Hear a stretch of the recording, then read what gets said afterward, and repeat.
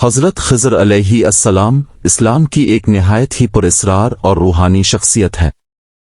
ان کا ذکر قرآن مجید میں سورۃ الکہف آیات 60 تا 82 میں آتا ہے۔ ان کے مقام کے بارے میں مختلف اقوال ہیں۔ کچھ علماء انہیں نبی علیہ السلام مانتے ہیں، کچھ انہیں ولی اللہ کے برگزیدہ بندے کہتے ہیں، مگر سب اس بات پر متفق ہیں کہ وہ اللہ کے ایسے بندے تھے جنہیں خاص قسم کا علم عطا کیا گیا تھا۔ علم لدنی قرآن احادیث میں حضرت خضر علیہ السلام کے خاندان وطن زمانے کا کوئی واضح ذکر نہیں ملتا، مگر مفسرین کے مطابق وہ حضرت موسیٰ علیہ السلام کے زمانے میں موجود تھے۔ بعض روایتوں کے مطابق وہ حضرت نوح علیہ السلام کی نسل سے تھے۔ ان کا نام خضر اس لیے رکھا گیا کیونکہ جہاں وہ بیٹھتے یا گزرتے وہاں زمین سرسبز و شاداب ہو جاتی تھی۔ لفظ خضر عربی میں سبز کے معنی میں آتا ہے۔ حضرت خضر علیہ السلام کا سب سے مشہور واقعہ سورۃ الکہف میں بیان ہوا ہے، جب حضرت موسیٰ علیہ السلام ان سے علم حاصل کرنے کے لیے ملنے گئے۔ ایک دن حضرت موسیٰ علیہ السلام سے کسی نے پوچھا، دنیا میں سب سے زیادہ علم کس کے پاس ہے؟ حضرت موسیٰ علیہ السلام نے فرمایا، میرے پاس۔ اللہ تعالیٰ نے وحی کے ذریعے فرمایا کہ ایک میرا بندہ ہے جسے میں نے خاص علم عطا کیا ہے جو موسیٰ علیہ السلام کے پاس نہیں۔ اللہ تعالیٰ نے انہیں حکم دیا کہ وہ 2 دریاؤں کے سنگم مجمع البحرین کی طرف جائیں جہاں وہ حضرت خضر علیہ السلام سے ملاقات کریں گے۔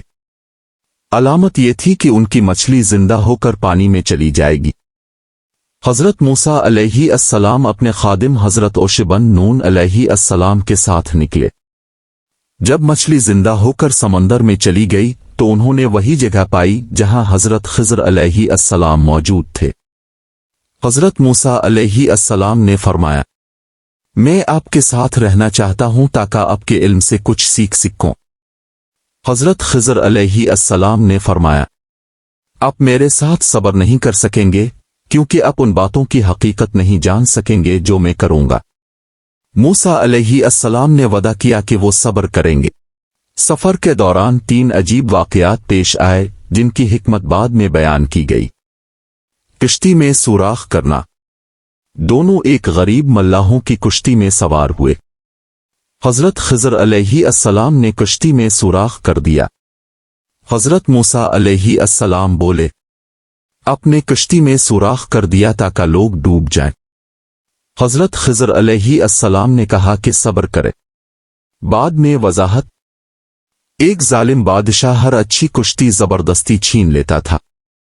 خضر علیہ السلام نے کشتی کو نقصان پہنچا کر اسے غریب ملاحوں کے لیے محفوظ کر دیا۔ سبق، بسا اوقات جو نقصان نظر آتا ہے وہ دراصل اللہ کی رحمت ہوتی ہے۔ لڑکے کا قتل، پھر وہ ایک لڑکے سے ملے اور حضرت خضر علیہ السلام نے اسے قتل کر دیا۔ حضرت موسیٰ علیہ السلام چونک گئے، اپنے ایک بے گناہ کو کیوں قتل کیا؟ خضر علیہ السلام نے فرمایا، صبر کرے۔ بعد میں وضاحت، وہ لڑکا بڑا ہو کر کافر اور بد کردار بن جاتا جس سے اس کے والدین نیک مومن کو دکھ پہنچتا۔ اللہ تعالیٰ نے چاہا کہ ان کے لیے ایک بہتر اور نیک اولاد عطا کرے۔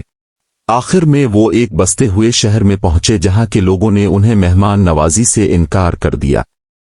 پھر بھی حضرت خضر علیہ السلام نے وہاں ایک گرتی ہوئی دیوار کو درست کر دیا۔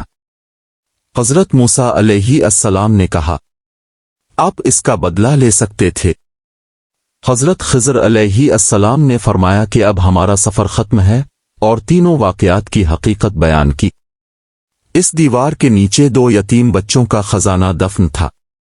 ان کے والد نیک انسان تھے۔ اللہ چاہتا تھا کہ وہ خزانہ اس وقت تک چھپا رہے جب تک بچے بڑے نہ ہو جائیں۔ سبق، نیک والدین کی نیکی ان کی اولاد کے لیے اللہ کی حفاظت کا ذریعہ بنتی ہے۔ علم لدنی قرآن مجید میں اللہ تعالیٰ فرماتا ہے کہ ہم نے اسے اپنی طرف سے رحمت دی اور اپنے پاس سے علم سکھایا۔ سورۃ الکہف 18:65۔ یہ وہ علم ہے جو براہ راست اللہ تعالیٰ عطا فرماتا ہے بغیر کسی تعلیم کتاب کے۔ یہ علم باطنی حقائق تقدیر اور غیبی حکمتوں کو سمجھنے کی صلاحیت دیتا ہے۔ کئی اولیاء اور صوفیہ کے اقوال کے مطابق حضرت خضر علیہ السلام اب بھی زندہ ہے۔ وہ اللہ کے حکم سے نیک لوگوں کی مدد کرتے ہیں۔ بعض روایات میں ہے کہ وہ حضرت امام مہدی علیہ السلام کے ظہور کے وقت ان کے ساتھی ہوں گے۔ البتہ قرآن صحیح احادیث میں اس کی کوئی واضح تصدیق نہیں، یہ زیادہ تر روحانی اقوال ہے۔ اللہ کی حکمت پر یقین رکھو، جو نظر میں برا لگتا ہے اس میں بھی خیر ہو سکتی ہے۔ صبر کا دامن تھامو، ایمان والے ہمیشہ آزمائش میں صبر کرتے ہیں۔ رحمت الہی ہر حال میں موجود ہے، مشکلات میں بھی اللہ کی رحمت پوشیدہ ہوتی ہے۔ علم صرف ظاہری نہیں ہوتا، اصل علم وہ ہے جو دلوں کو منور کر دے۔ نیکی نسلوں تک اثر کرتی ہے، نیک والدین کی برکت اولاد کو بھی فائدہ دیتی ہے۔ حضرت خضر علیہ السلام اللہ کے رازدار، صبر و علم کے مجسمہ اور باطنی حکمت کے استاد ہیں۔ ان کی اور حضرت موسیٰ علیہ السلام کی ملاقات ہمیں یہ سکھاتی ہے کہ اللہ کے منصوبے میں ہمیشہ رحمت پوشیدہ ہوتی ہے، چاہے انسان اسے فوراً نہ سمجھ سکے۔ وہ ہمیشہ کے لیے انسانوں کو یہ سبق دیتے ہیں کہ اللہ کی تقدیر پر بھروسہ کرو، کیونکہ وہی سب سے بہتر جانتا حل۔